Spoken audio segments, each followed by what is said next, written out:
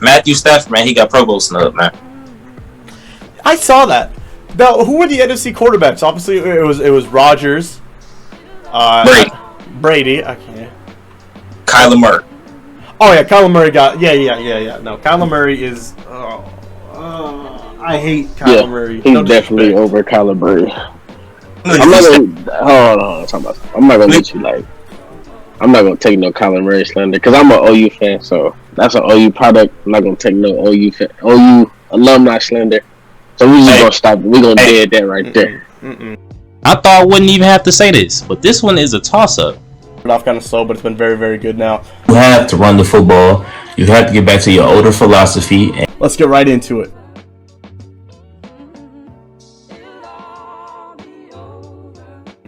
Hey, but wait, hold on. We gonna dead that. No, check me out. We gonna dead that right there. But Matt Stafford definitely should have been over here. He definitely should have been over here. Like, not even a question. not even a question. Not like Matt Stafford just outperformed him. 20 touchdowns to 10 picks. 20 touchdowns to 10 picks, right? Is that Kyler? Mm-hmm. That's Kyler. 35 touchdowns to 10 picks. Matthew Stafford. That's crazy. Oh, that's disgusting. And I mean, Kyler. Look at it. If you go look at a wide receiver core as a whole, I mean, technically the Cardinals have a better wide receiver core, right? I mean, we agreeing with that, Zay? Because I mean, obviously Cooper Kupp's better than that entire. The conversation between those two was over for me in last week's game. Oh, we came over the practice squad and won. Off what Matthew Stafford basically really did. He went 23 for 30, 287 yards, 3 tuds, no picks. That's insane. Where Kyler throws 2 picks, 359 yards or so, no touchdowns. I don't think you got to. I thought it was 259. You got him against Detroit, right? No, I'm talking about against us. Oh. Rams, he had almost 359 yards or so, no touchdowns, 2 picks. One in the red zone on the goal line. Terrible pick. Even though Aaron Donald tipped it, I'll give him that. But then he threw a terrible one to Leonard Floyd, where he could have just easily just threw it over him. But I guess Leonard Floyd. Oh yeah, I know exactly what you're talking about. Yeah. But bad picks, man. Where Matthew Stafford had a flawless game. You know, if you'd have said this week 4 that kind of better than Matthew Stafford based off the first meeting between the two, I would have gave it to you. But now in the season, it start rolling. Yeah, it's 14. Who's really better? I gotta. How many Arizona games do you watch? Do you watch a lot? All of them. Does Kyler Murray throw down the middle of the field a lot, or is it more to the side? Does it like? Because what I'm getting at is like. I think more to the side. Okay, because what I'm getting at is you're talking about that Aaron Donald tip pass. Aaron Donald's obviously a big dude. He's got big hands and he's taller, right, for a D lineman. He's just big. How tall is he? He's like 6 foot. Okay. So he's somewhat short. My point is Kyler Murray is short, right? Those throws down the middle to linebackers. I mean, it's almost as if like where the ball's coming out of his hand is going to be different from all the other quarterbacks who are 2, 3, 4 inches taller than him, right? Like how tall is Josh Allen? Like 6'3", 6'5"? Isn't he huge? Yeah. I mean, where the ball's coming out is going to be different, and a lot of defensive linemen actually have to jump up to tip that. So, like, Aaron Donald could just put a hand up, so maybe that's why he doesn't throw down the middle because of that. I was thinking about that, because I see a lot of the highlights, or even just the good throws I see, if he's down the middle, he's 13 yards off the line of scrimmage, backed up, so no one can hit the ball, or he's looking up in the air and throwing only like a 35-yard dot. Kyler is probably a top 2 improviser in this league, with Aaron Rodgers being. Yeah. Actually, he's a top 3. Mahomes is number 2. So not this year. Not this year.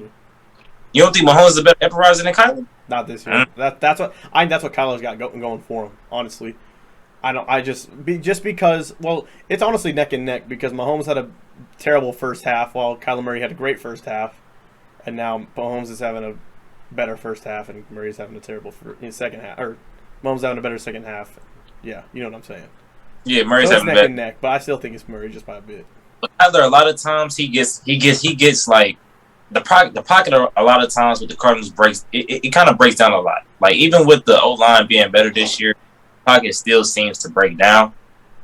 So with knowing that, I would have to say Kyler does find his like tight ends like Ertz, or even when I forgot the Max Williams was still healthy. He would throw it. He would throw it down the. He would throw it down the middle a lot. So I can't say he doesn't throw the ball down a little. Throw the ball down the middle, because he is very accurate when he does so too. So, but I think he throws it mostly to the sideline or to like to the flats really, because he throws a lot of flat passes. Yeah. So. Okay, I feel that. But yeah, no. I mean, to answer your question, I think we're all in agreement that just Stafford got snubbed. Like I said, no Kyler Smith slander, but it's just Stafford over him. It's easy. What you say there? Get that, bro. He's in my division. Honestly, they're gonna be a first round exit, bro, because of Kyler Murray. You know what? This year has been the most insane for mostly the AFC, but just the playoffs picture in general. I don't know what to say. Anything can happen right now. So I don't know. Arizona could be a first round exit, but like, can we truly believe that? Can you feel really confident in saying that? Yes. Both y'all really feel that? Yeah. If they play the Dallas Cowboys in the first round, that game can go either way. Yeah. Well, really, if they play anybody, Dallas Cowboys. Let me tell y'all something. The only thing holding back Dallas Cowboys from taking a Super Bowl run is Dak. Dakota can't. Dakota, I don't mean to call you by your full middle name. Let me be respectful. Dak Prescott. Problem with him is. My apologies. Quarterbacks are being figured out. Most quarterbacks are being figured out. The ones that show star potential, most of them are being figured out. Dak's problem, he's great against the blitz, but if you look at him when teams actually just sit back in coverage and make him read a different defense, he's not good at it. He's not good at it at all. So, yeah, he's holding them back drastically. I don't think anything, unless he fixes that problem in this offseason, which is not an easy fix, because if, like, you got to think about it. You've been playing like that your whole career, really, all the way from high school up until until your, what season he in? His 4th, 5th season in the NFL? Yeah. That's not going to be an easy fix. So, I'm not saying he won't be a good quarterback from this point on, but if he wants to take that next step and lead his team to a championship, he's going to have to learn how to read a defense. And it's honestly not even just reading a defense. That's really building chemistry with your receivers. When you snap the ball, drop back, and you sitting here looking at the defense, if they're in a zone coverage, your receivers are going to stop in certain spots. So you're not only reading the defense, but it's a timing thing, knowing the speed of all your receivers, knowing the IQ of all your receivers, knowing when and where they're going to stop. So it sounds simple, but it's not as simple as it really may sound. So I look at it like this with Dak. I feel it with the chemistry, but I think it's more of this is something I like to call the Brett Favre-ism in him. Is to think he knows it's the right play, it turns out to be the wrong play. So because he also tries to extend plays that he has no business trying to extend. No business. And it leads to turnovers. Me and you talked about this. What was this? Like last week, 2 weeks ago? Yeah. When I said he has times where he'll play good the whole game, but in moments leading up to basically he puts his team in crunch time moments that shouldn't be crunch time. It'll be a game sealing drive, and he'll fumble or throw a pick trying to extend the play to get that game sealing drive. So it's either the moments leading up to crunch time moments or in crunch time moments himself. He has a lot of mess ups. Don't get me wrong, he has a lot of success in those moments too. But I think the bad outweighs the good just a little bit, and that's another thing that's holding him back. So yes, the Brett Favreism, as you like to call it. That's what it really is, though, man. Because, like we say, that's the only thing I can say wholeheartedly that's holding the Cowboys back, bro. Is Dak having Brett Favreism in him? Because honestly, and everything else, yeah, we can say the lack of a running game. We can say the lack of, poor coaching decisions. All of that plays a big part into why the Cowboys cannot be successful in the playoffs. But honestly, I think the biggest risk, like you said, the bad outweighs the good, which is Dak taking those risks in big time moments. And that's, like he said, that's the biggest thing that will hold the Cowboys back. But even against the Arizona Cardinals, if they do match up against the Arizona Cardinals in the playoffs, actually we'll get that matchup early on January 2nd, the day after New Year's. And I think I'm probably gonna go to that game. Actually, the Cardinals. I was finna go to that one too. Hey, G. We can really go to that bug. I'm really down for it. Hey. I'm down. All right, nah. Well, no, so we might get that one early, so we can see then. But honestly, that'll be the only thing that'll hold the Cowboys back, because the Arizona Cardinals have a very good passing defense. Mm-hmm. Like, they have one of the passing defenses in the league. The week against, I would even say the Lions and the Rams, I'll think the Cardinals kind of got their passing offense kind of more exposed against the Lions than they did against us, because we majority ran the ball and kind of threw the ball from play action, whereas the Lions kind of just dotted them up from Jared Goff was just stepping back and just dotting them up.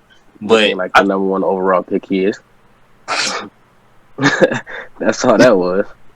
But honestly, I think that was kind of an anomaly. I don't think the Arizona passing defense will kind of give up that many bad plays again throughout the whole entire season. But we'll see, though, because they have Russell Wilson coming up as well. So I think Russell Wilson is probably going to dot him up too. So we'll see. I hope not. I hope he goes to Pittsburgh. But the Cowboys have a good passing offense, so I don't know. They might mess around and dart up the Cardinals. Mm-hmm. So I think he does have good chem with his receiver. I think CeeDee Lamb's gonna get busy. He gonna get busy against the Cardinals, because Byron Murphy can't cover everybody. Jalen Thompson, he's good, but I don't think he can cover Amari Cooper. And you have Michael Gallup. So I think the Cowboys just have too much. And Dalton Schultz, but I think Isaiah Simmons can cover him. But I think just the Cowboys have too much for the Cardinals right now, personally. Yeah. But I think, real quick, we all know that Justin Jefferson's better than CeeDee Lamb, right? That ain't even a question. All right. I see that topic on TikTok all the time. I'm like, not tripping. But back to the wide receiver core. I think if Dallas loses, Dallas could do a lot this offseason, because we got a lot like Zeke and Pollard. Actually, more Pollard, I should say. Pollard is really there. If they were to trade Zeke, I think that's best. I really think that's best. I think Pollard could be their running back one. I think it's terrible if they somehow lose Michael Gallup. I think Michael Gallup's one of the most underrated receivers in the league. Next to Deontay Johnson. Bam. I was just talking to Hezzy about that earlier. We were just talking about how the Cedric Wilson and the Michael Gallup thing. Mm-hmm. Oh, Cedric Wilson too. Don't even get me started, bro. Yes. Cedric Wilson, Michael Gallup at this moment. So I would want to keep Michael Gallup. Yes. Yes. Agreed. I would personally want to keep him, but I feel like Michael Gallup going to try to re-sign and go somewhere else where he's getting more targets and stuff. Because he's moved down to that number 4 role, really, because he's been hurt. But in reality, he'd be number 3 behind Amari Cooper and CeeDee Lamb. Yep. You think he would be good on probably? What if he went to probably like the Jets or something? Because Corey Davis. Pittsburgh. They got Elijah Moore. He'd be a wide receiver. I mean, he really would be good in Pittsburgh to replace Juju, but I don't. He's more of an outside. Yeah, but He's that's all. I don't really see him coming to Pittsburgh at I all. don't Really, either. I say, like I said earlier, he could really go to the Ravens and be that guy, Oh yeah, the Ravens. I was gonna say the Texans, but the Ravens will be. or he could really. I mean, some teams I feel like he could fit well. Ravens, I feel like he could maybe do something. You said Cleveland? Honestly, They gotta Yeah. get that quarterback situation figured out first. because a lot of times I see Baker, a lot of times I see Field throw a lot of like long balls. So it's like Yeah, it's the Donovan Peoples-Jones. Michael Gallup get them joints. Yeah, I can see that.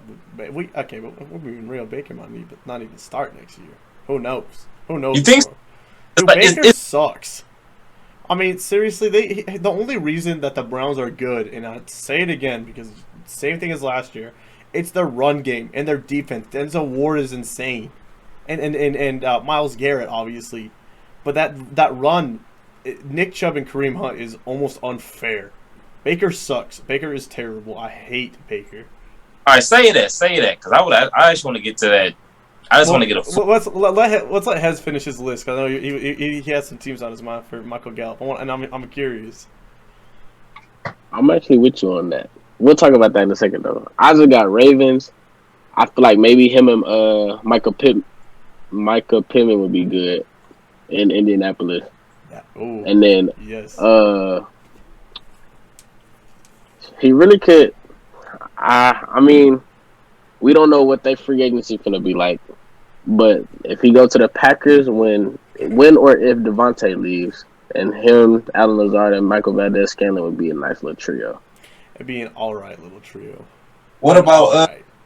what about New England? I mean, he could go there and be a number one wide receiver, but I feel like Bill Belichick. I don't know, you never know with Bill Belichick. You never know what he wants, so he really could like target him heavily, honestly. But I feel like with what they have now, they look been solid. Jacoby Myers been eating, Kendrick Bourne been eating, Yes. then Hunter Henry. So I mean, I don't know. You never know what Bill Belichick. He might be content. He might want another wide receiver. So, but I feel like he could fit there definitely. I think they focused on those two, Jacoby Myers, Kendrick Bourne, just like you said, because they're Yes. they were great. Now, as far as teams that would go out and get Michael Gallup, but if you see now, a lot of teams stacking up at the wide receiver position and score more points. So he can go to like an anomaly team and mess around, go to I don't know, Kansas City or LAC or something like that. So Good. It depends on him. Mike Williams is a free agent this year. Yep. And I'm He was- hoping he goes under the radar. earlier, you sure was. He can't. That's all right. That's one thing I will admit that Justin Herbert obviously is a way better quarterback than Kirk Cousins, but Kirk Cousins Obviously, can split between Thielen and Jefferson so much better than Justin Herbert can with Mike Williams and Keenan Allen. It is either a Mike Williams day or a Keenan Allen day. Yeah, That is you're not or a lying about Guyton that day. at all. But it is You're not lying literally about one that. or the other. It's if he can figure out how to split in between those two. I mean, shoot. Chargers thing is, with the ball. he kind of reminds me of. I'm gonna say it, bro. He reminds me of Peyton Manning when he gets his whole team involved. Mm-hmm. Okay, I respect that 100%.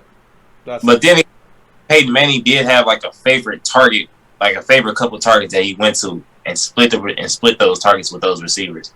So I can see what you're saying, but I feel like Justin Herbert's gonna be one of those quarterbacks where it's just it don't matter who's like really in the game. Even when Keenan Allen's in the game, I think Justin Herbert's gonna throw it to whoever he feels the right player to throw it to. Like I don't feel like he just looks at all. I don't feel like a lot of quarterbacks when they have a number one wide receiver, they look to him first. I think Justin Jefferson. I think Justin Herbert looks to the open man first, whoever that may be. He just doesn't look at. Okay, let me see if Keenan open right quick, and then looks at the rest of the field. He looks at the whole field, and then he see okay, is Keenan open? Then he throws it to him. So that could be part of Brandon Staley's head coaching. You know, his coaching. Like how does he call those plays? You know, how is he talking? Because this is his first year, right? yeah. It's maybe that could be part of it. Because I mean, last year Mike Williams was just hurt, and then we saw what Mike Williams should have been the past few years. this year with how good he's been this first half of the season. But then Keenan Allen was like a nobody. Until now these last 3-4 weeks, and now Mike Williams has been a nobody. So, but what were we talking about with Cleveland? You want to move on to that topic?